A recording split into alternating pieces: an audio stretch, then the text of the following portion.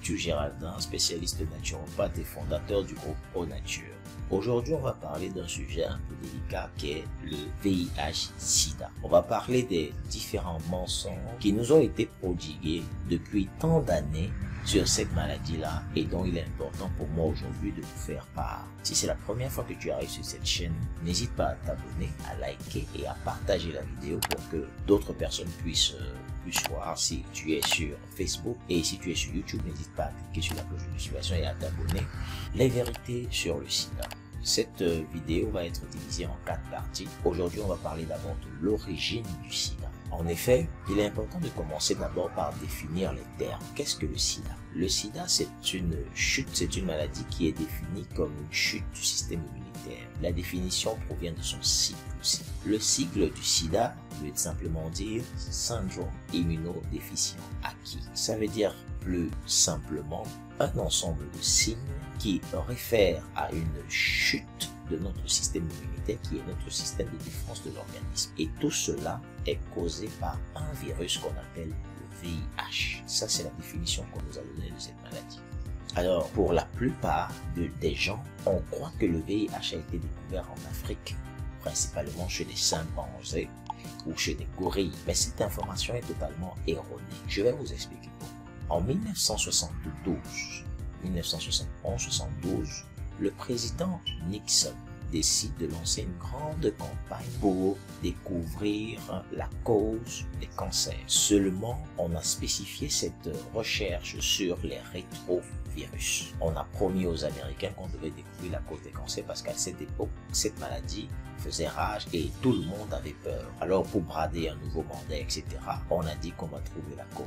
Et après tant d'années de recherche, rien, pas de résultat et jusqu'aujourd'hui même, on n'arrive pas à trouver la cause du cancer. Alors, il arrive dans les années 1982 une maladie nouvelle qui surprend tout le monde. En effet, chez les homosexuels des grandes villes, ils présentaient tout un ensemble de taches qu'aujourd'hui surnommées le sarcome de Kaposi. Et cette maladie-là, en fait, on a vu ça comme quelque chose, comme un pain béni, parce que là, on devait détourner l'attention des gens et dire effectivement aux gens que non, voilà, on a une nouvelle maladie et on a trouvé la cause ou l'origine de cette maladie.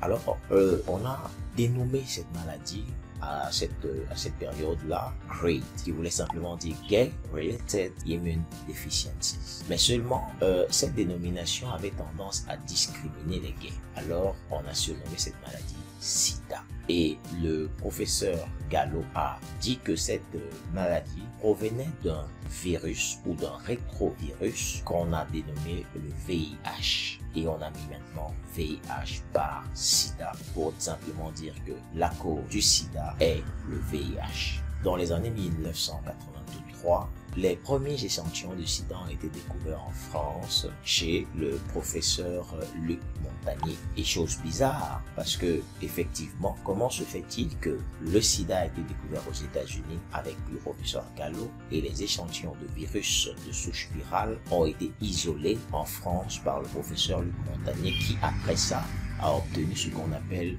le titre de co-découvreur du VIH. C'était les différentes vérités sur l'origine du VIH-Sida que j'avais envie de partager avec vous. Le VIH-Sida n'a jamais été découvert en Afrique, il a été découvert aux États-Unis et c'est une vérité qu'il fallait que vous le sachiez. La prochaine vidéo va être faite sur les tests du VIH-Sida. Je vais vous dire si effectivement ces tests sont bons, s'ils sont même fiables, s'ils sont capables de vous déterminer si vous avez effectivement une maladie, car il est important de noter que ces tests ont beaucoup d'anomalies.